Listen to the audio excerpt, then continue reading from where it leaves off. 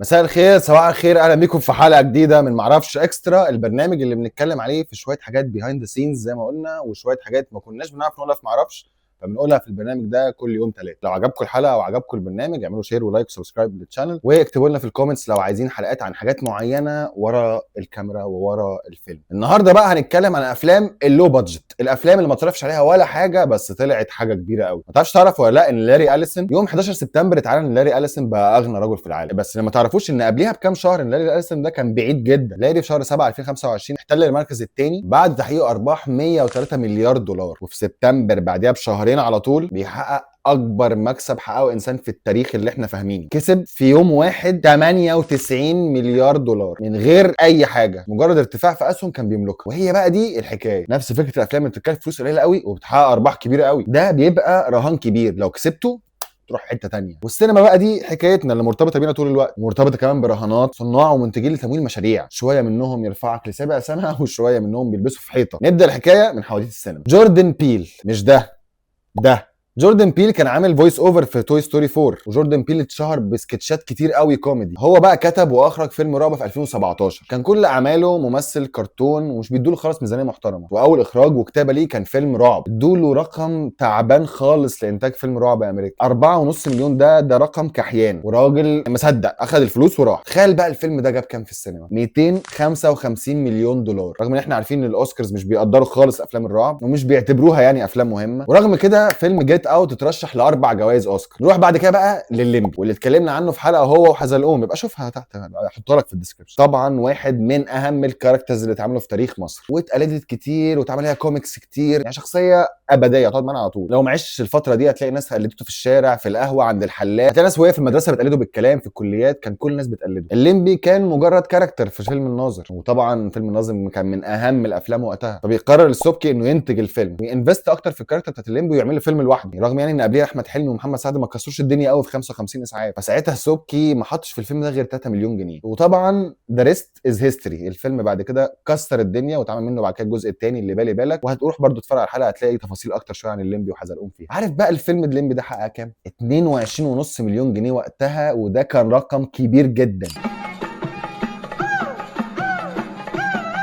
وكمان من التجارب الغريبه جدا في تاريخ السينما تجربه فيلم روكي، مش روكي الغلابه، روكي الحقيقي. قبل ما تستغرب وما تبقاش عارف سيلفستر ستالوني كان مين قبل روكي، تعال اقول لك بقى سيلفستر ستالوني كان عامل ازاي قبل روكي. سيلفستر ستالوني لف بالسيناريو بتاع روكي الاولاني ده على كل الناس، ورغم كده ما حدش وافق على الفيلم ده خالص، لكن في منتج واحد اتحمس ليه في الاخر، بس هو يعني كان منتج على قده فما كانش عنده الامكانيات، فاداله 960 الف دولار اتصرف، واضطر يعني المنتج وقتها ان هو يرهن بيته عشان يدفع تكاليف الانتاج. وبتبدا رحله الفيلم. قبل الفيلم ستالوني كان بيحكي ان هو ما كانش معاه 100 دولار يدفع ايجار الشقه اصلا، لان الايجارات في هوليوود غاليه جدا جدا، واضطر انه يبيع كلبه عشان يدفع الايجار، فبيروح فيلادلفيا وبيصور الفيلم، يا دوبك 4 ايام يروح ويجي عشان يصور الفيلم عشان معهوش فلوس. ستالوني باع السيناريو ب 25000 دولار واخد اجر 2000 دولار، ورجع بعد كده يشتري الكلب بتاعه تاني. لكن السعاده الحقيقيه كانت بعد نزول الجزء الاول من الفيلم. الفيلم بيحقق وقتها 225 مليون دولار، وكان عكس مات ديمون في الحلقه اللي فاتت لما قلنا كان في بند بقى ب 10% لستالوني. طبعا زي ما انتم عارفين روكي اتعمل له سلسله افلام بعد كده حققت نجاحات كبيره. نجاح روكي الاولاني خلى السلسله دي تكمل وتنجح وتعمل اكتر من مليار و200 مليون دولار.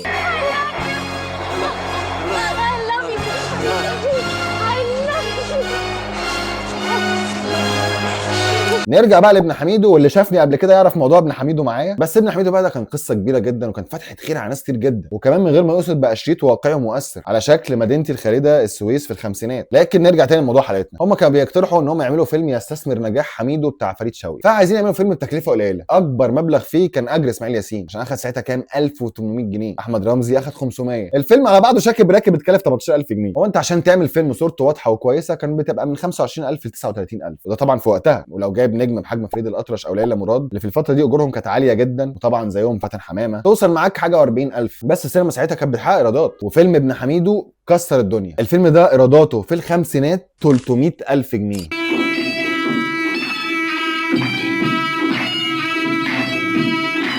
نروح بعد كده بقى لواحد من اغرب التجارب السينمائيه، فيلم سو. العرض الاول ليه كان سنه 2004، بس الفيلم ده اخد وقت طويل قوي عشان يوصل لكده اصلا. في الاول كده المؤلف قرر سنه 2000 ان هو هيكتب كوابيس طفولته علشان تبقى فيلم، فجيمس وان بيتحمس جدا للفيلم، وهو كمان قعد يحكي معاه في كوابيسه وهو كمان في طفولته. قبل في الحدوته دي اتحولت لسيناريو حلو كده. 2001 مفيش بني ادم موافق على الفيلم، 3 سنين بيلفوا على كل الناس مش لاقيين حد، فعملوا فكره عشان يقنعوا المنتجين بالفيلم ده. ايه بقى الفكره؟ ان هم هيعملوا فيلم 7 دقائق قصير وهيودوه لشركات الانتاج كلها، وعشان يعملوا 7 دقائق دول رهنوا بيوتهم، ولكن اخيرا اتوافق على تمويل الفيلم ده بمبلغ ساعتها برضه يعتبر قليل جدا، $1,200,000 يعني حاجه بسيطه. فكان لازم وقت تصوير والسكادجول بتاعهم يتضغط جدا. الفيلم اتصور كله في 18 يوم بس، انا شايف ان هو كتير مش قليل، بس تمام، في ناس عملت حاجات اصعب بكتير في 18 يوم. كمان مشاهد الحمام اخذت 6 ايام تصوير، وكمان حتى ما كانش فيه بروفات للممثلين، وده الجزء الوحيد اللي ما اتصورش هناك في تورونتو. طبعا ما فيش اي مشاهد تتعمل خارجي، حتى مشهد العربيه اتصور في الجراج. الممثله شوني سميث صورت مشاهدها كلها في يوم واحد، حتى المخرج صور مشهد بنفسه عشان الممثلين ما جوش. رغم بقى كل اللي بقوله لك ده، الفيلم لما نزل كسر الدنيا، حقق $104 مليون،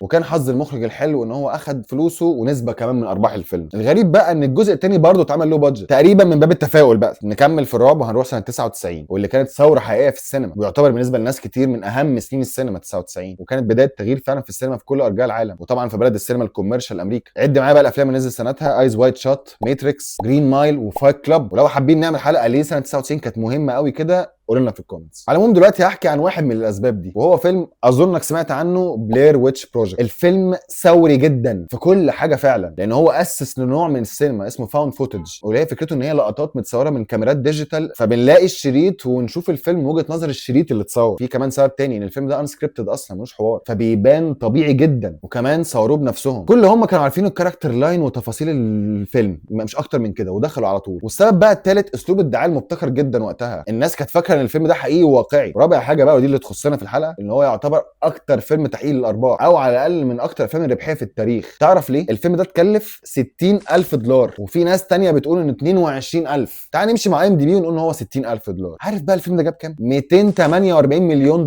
انت فاهم؟ I can see you. I'm really excited about this. Thank you for I'm the very opportunity. glad. Been haunted by that old woman for years. ومن حجم التأثير بتاعه في السينما العالمية لازم بقى نروح لتجربتين غيروا شكل السينما في مصر. نبدأ الكلام بفيلم مش هنطول عنه لأن احنا حكينا عنه في حلقة المرات 2، يبقى شوفها هسيبها لك في الديسكربشن. والفيلم هو اسماعيلية رايح جاي. طبعا الفيلم اللي هنيدي كان واخد فيه 15,000 جنيه، وهنيدي أخد فيه 15,000 جنيه رغم ان هو كان موافق بخمسة اصلا، بس بيتهيألي محمد فؤاد هو اللي كان ليه دور في الموضوع ده. هنيدي ما كانش حابب الفيلم اصلا، وكان شايفه هيأثر عليه بالسلب، فما كانش عايزه ينزل اساسا، وعمل فعلا مشاكل بين هنيدي وفؤاد، وبين هنيدي وخالد النبوي كمان. مجرد فيلم مقاولات انتجه منتج ما حدش عارفه. المنتج ده اصلا ليه قصه، هو طلع موظف في نقل العام ومتهم في قضيه اموال عامه وقصه. الفيلم ده اتوقف تصوير عشان الفلوس، ولولا ان محمد فؤاد اتدخل وجاب موزع تاني مشهور ما كانش هيحصل تقريبا كل التغيير اللي حصل في الصناعه ده، لان الفيلم اتكلف 60,000 بس جنيه بقى، وفي ناس كمان بتقول اقل. الفيلم ده بقى حقق كام؟ من 15 ل 17 مليون جنيه تقريبا، ده رقم مرعب. يا عم انت بتحلم. يا هيما انت صوتك حلو، مش عشان انت اخويا، لا صدقني، بس فين الحظ؟ ما تقول له يا منعم.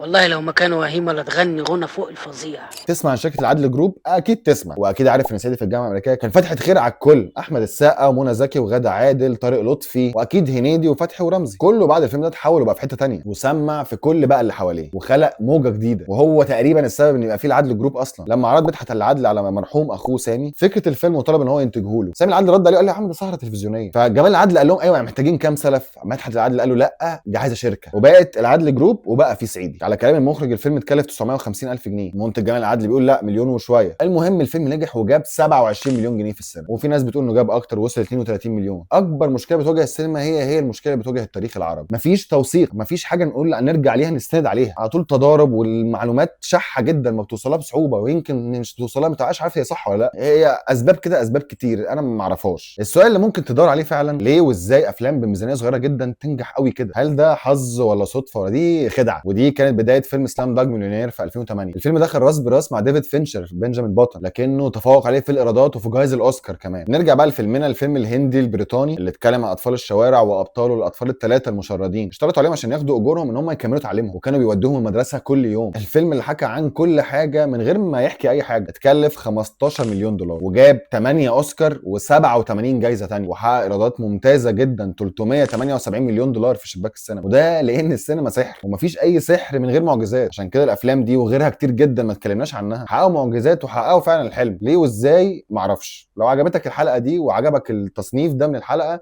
وعايز منه اجزاء تانية قول لنا في الكومنتس. ما تنساش بقى تعمل لايك وشير وسبسكرايب وباي باي.